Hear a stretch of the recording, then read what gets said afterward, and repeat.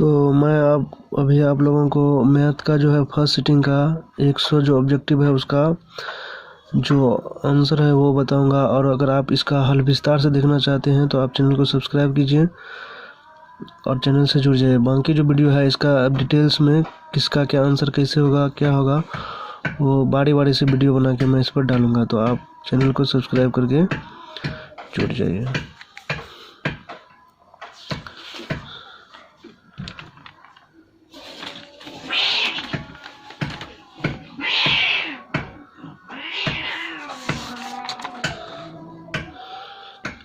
ये 1 नंबर में जो क्वेश्चन है कि समांतर श्रेणी का सामान्य पद 13 - 2n है तो इसका सर्वांतर होगा। यानी कि यदि समांतर श्रेणी का सामान्य पद 13 - 2n है तो इसका सर्वांतर क्या होगा। यानी कि आपको कॉमन डिफरेंस इसमें बताना है क्या होगा। कॉमन डिफरेंस निकालने के लिए क्या करेंगे, हम यहाँ पर n का वैल्यू जो है 1 2 ऐसे करके रखेंगे और इसका जो पद निकलेगा उसके बाद हम इसमें से घटा लेंगे, तो इसका आंसर चला जाएगा आपको ऑप्शन नंबर डी। उसके बाद अगला है समांतर श्रेणी 126 120 114 का कौन सा पद 0 है। यानी कि n निकाल के आपको बताना था इसमें। इसका जो n होगा आपको कितना हो जाएगा, यानी कि 20वां पद हो जाएगा। यानी कि इसका 20वां पद क्या हो जाएगा, 0 हो जाएगा। चलिए उसके बाद जो अगला प्रश्न है ये है समकोण त्रिभुज ABC में कोण B बराबर 90 डिग्री, AB बराबर 12 सेमी और BC बराबर 5 सेमी तथा AC बराबर 13 सेमी है, तो इसमें आपको बताना है कि साइन C बराबर होगा। यानी साइन C जो है किसके बराबर होगा वो आपको बताना है। तो साइन C जो है इसमें होगा 13/12 के बराबर। यानी कि इसमें त्रिभुज बना के आपको इस तरह से इसमें जो है कोण B क्या वाला समकोण है, यानी कि ABC कर लेंगे इस तरह से। और BC बराबर 5 दिया है और AC बराबर 13 दिया है और AB बराबर 12 दिया है। तो यानी कि साइन थीटा बराबर आप यहाँ पर ये भी सूत्र लगा सकते हैं। साइन थीटा बराबर लंब बटा कर्ण होता है, तो ये हो गया लंब, ये हो गया कर्ण। जो कोण 90 डिग्री का होता है सामने वाला भुजा कर्ण होता है। या आप यहाँ पर ये भी भुजा लगा सकते हैं कि साइन C बराबर सम्मुख भुजा बटा कर्ण भी सूत्र होता है, ये भी लगा के आप निकाल सकते हैं। फिर उसके बाद है यदि cos थीटा बराबर P है तो tan थीटा का मान होगा। cos थीटा बराबर P है तो tan थीटा का मान होगा। यानी कि tan थीटा को आपको क्या करना है, साइन और कोस में है मतलब बदलेंगे पहले, उसके बाद जो है फिर यानी कि tan थीटा को जो है पूर्ण रूप से कोस में बदलना है। यानी कि साइन थीटा बटा कोस थीटा होगा। तो उसके बाद जो है यहाँ पर आप साइन थीटा बराबर लिख सकते हैं 1 - cos square 1 - cos square theta बटा कोस थीटा। तो यहाँ पर आप जो है कोस थीटा बराबर P वैल्यू दिया है तो आप कोस थीटा की जगह पर P रख सकते हैं। तो इस तरह से इसका जो आंसर हो जाएगा आपको,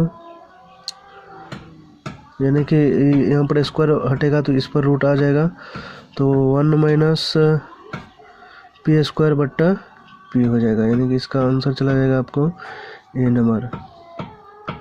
उसके बाद 5 नंबर बोल रहा है कि 1/sin थीटा 1/sin थीटा जो है किसके बराबर होगा। तो ये तो डायरेक्ट पूछ दिया, तो ये हो जाएगा कोसेक थीटा के बराबर हो जाएगा।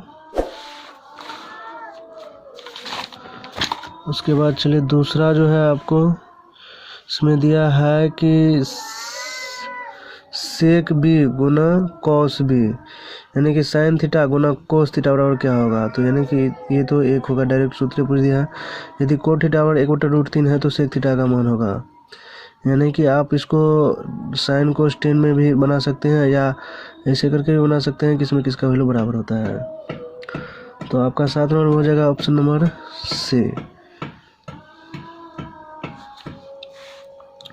उसके बाद है 8 नंबर में हो जाएगा आपको ऑप्शन नंबर A।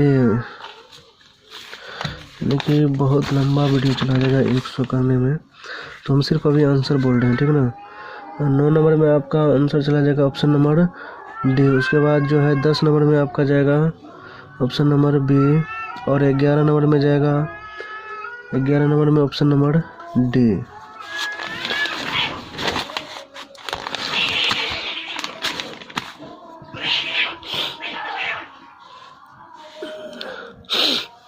उसके बाद 12 नंबर में जो है ऑप्शन चला जाएगा, बोल रहा है 3 सेमी त्रिज्या वाले गोले का आयतन होगा। 3 सेमी त्रिज्या वाले गोले का आयतन, तो 12 का ऑप्शन नंबर बी सही हो जाएगा। यदि एक वृत्त की परिधि 10 पाई है तो इसका क्षेत्रफल होगा 13 का चला जाएगा सी। तो उसके बाद एक घनाभ की लंबाई, चौड़ाई तथा ऊंचाई क्रम से इतना इतना है, यानी कि 8 सेमी, 6 सेमी तथा 5 सेमी है, तो इसके विकर्ण की लंबाई होगा।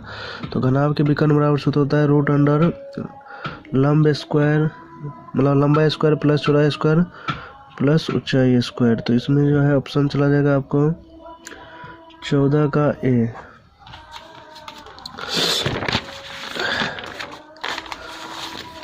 उसके बाद 15 नंबर में बोल रहा है 4 सेमी त्रिज्या वाले अर्धवृत्त का क्षेत्रफल होगा।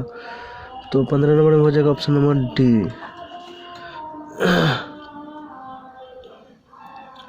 उसके बाद 16 नंबर में बोल रहा है कि निम्नलिखित में से कौन सी एक घटना प्रायिकता की नहीं हो सकती, यानी कि प्रायिकता का मान कभी भी 1 से बड़ा नहीं हो सकता है। तो 1 से बड़ा इसमें क्या है, ये है डी नंबर में। अगर आप 3 में 2 से भाग करेंगे तो 1 से बड़ा वैल्यू आ जाता है, तो इसका यही ऑप्शन सही होगा 16 नंबर। उसके बाद 17 में बोल रहा है कि प्रायिकता का न्यूनतम मान होगा। तो प्रायिकता का न्यूनतम मतलब हो गया कम से कम वैल्यू, तो प्रायिकता का न्यूनतम वैल्यू क्या हो जाएगा, 0 होगा। एक पासे को फेंका गया तो एक विषम संख्या आने की प्रायिकता क्या होगी, तो एक विषम संख्या आने की जो प्रायिकता होगी इसका ऑप्शन नंबर सी हो जाएगा। और बोल रहा है कि यदि एक मैच जीतने की प्रायिकता 0.7 है तो इसके हारने की प्रायिकता क्या है, तो इसका वैल्यू आ जाएगा, एक में से इसको घटा के उसका दशमलव हटाएंगे तो वैल्यू आ जाएगा, तो 19 का ऑप्शन नंबर सी हो जाएगा।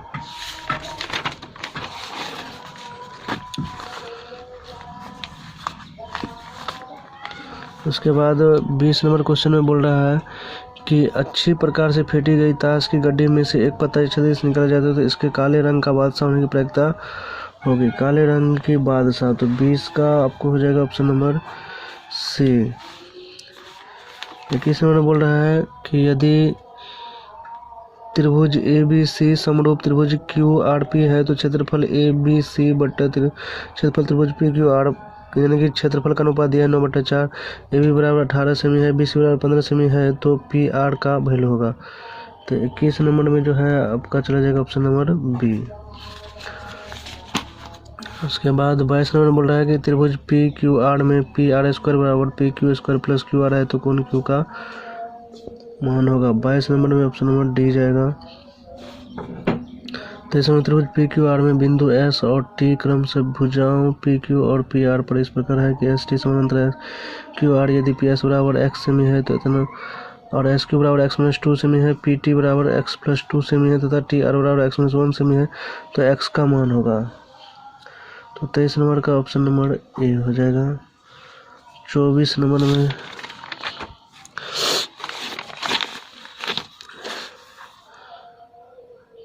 में बोल रहा है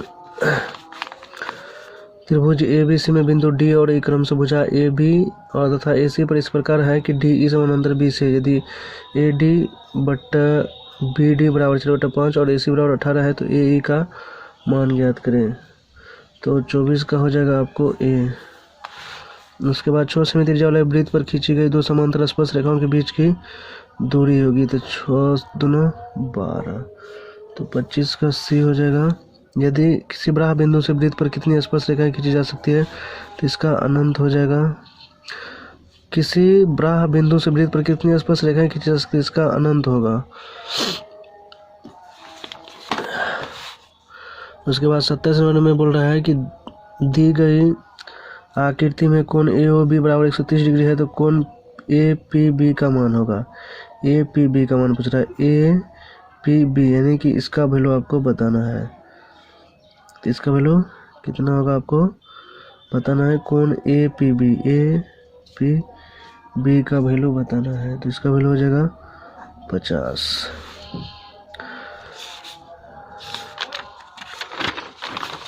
27 के बाद 28 में बोल रहा है दी गई आकृति, यानी कि इस आकृति में आपको बताना है टी पी तथा टी की दो स्पर्श रेखाएं हैं वो केंद्र वाले वृत्त पर इस प्रकार है कि कोण पी टी क्यू, यानी कि पी टी क्यू आपको दिया है 50 है, तो कोण ओ पी क्यू,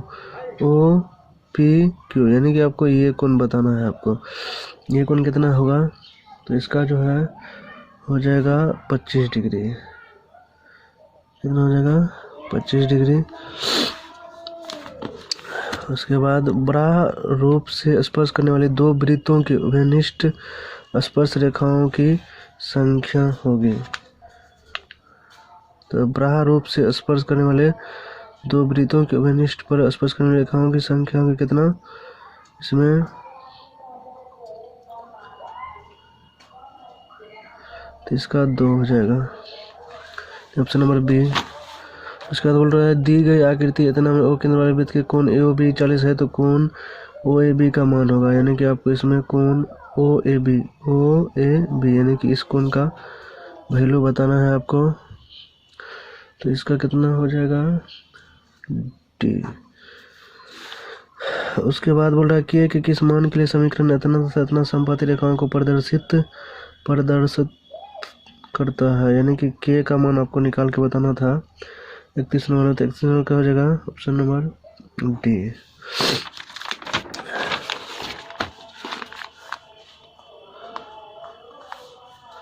32 में बोल रहा है यदि a1/a2 बराबर b1/b2 बराबर c1/c2 तो समीकरण निकाय इतना तथा इतना का हल होगा। जब तीनों बराबर होता है तो उसका अनंत हल होता है, यानी अनगिनत।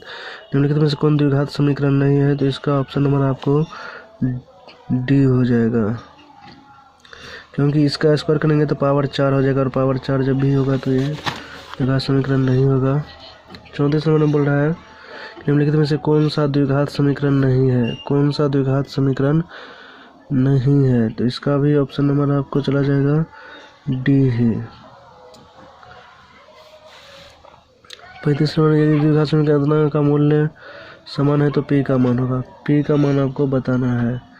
तो 35 नंबर ऑप्शन चला जाएगा डी केवल 8, 35 नंबर में डी। 36 नंबर में यदि समीकरण एक्स स्क्वायर माइनस के एक्स प्लस 4 बराबर 0 का कोई मूल वास्तविक नहीं है तो के का मान होगा, के का मान बताना है आपको क्या होगा। तो 36 का हो जाएगा ऑप्शन नंबर सी। 37 में बोला यदि अल्फा तथा बीटा द्विघात समीकरण इतना के मूल है तो अल्फा प्लस बीटा माइनस 3 बराबर होगा, यानी कि 37 नंबर में हो जाएगा ऑप्शन नंबर सी। 38 नंबर में सौंदर्य सिटी इतना का 14वां पद होगा, यानी कि एन आपको निकाल के बताना था, तो इसका हो जाएगा बी।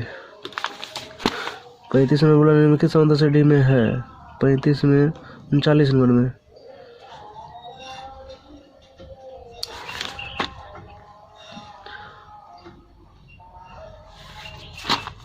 40 नंबर में आपको बताना है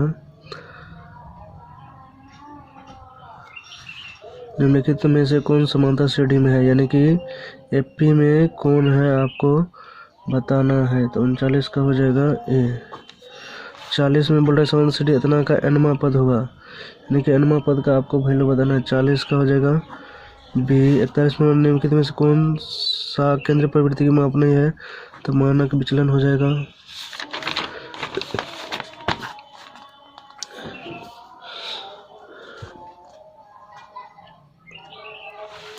बोल रहा है प्रेक्षण इतना का बहुलक होगा, बहुलक जो सबसे ज़्यादा बार आता है वही बहुलक होता है, तो 42 में जाएगा सी। प्रथम 5 प्राकृतिक संख्याओं का माध्य होगा, तो 43 में हो जाएगा आपको 43 का बी। 44 में प्रेक्षण इतना का माध्यक होगा, यानी कि माध्यक पूछा, इसको बढ़ते क्रम में सजा के जो बीच में आएगा अगर विषम होगा तो वही होगा माध्यक, तो 44 का हो जाएगा ऑप्शन नंबर डी। माध्यक का 3 गुना और माध्य का 2 गुना का अंतर बराबर होगा किसके, तो ये बहुलक के बराबर होगा।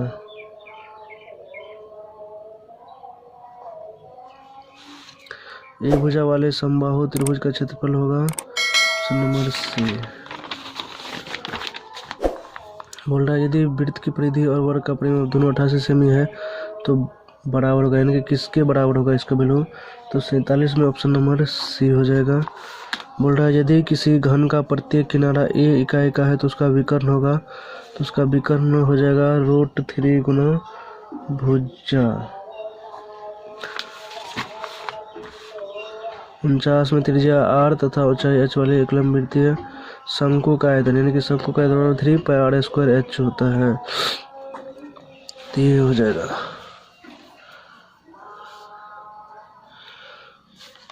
50 में बोल रहा है यदि दो वृत्तों के क्षेत्रफल का अनुपात 4:25 है तो उनकी त्रिज्याओं का अनुपात होगा।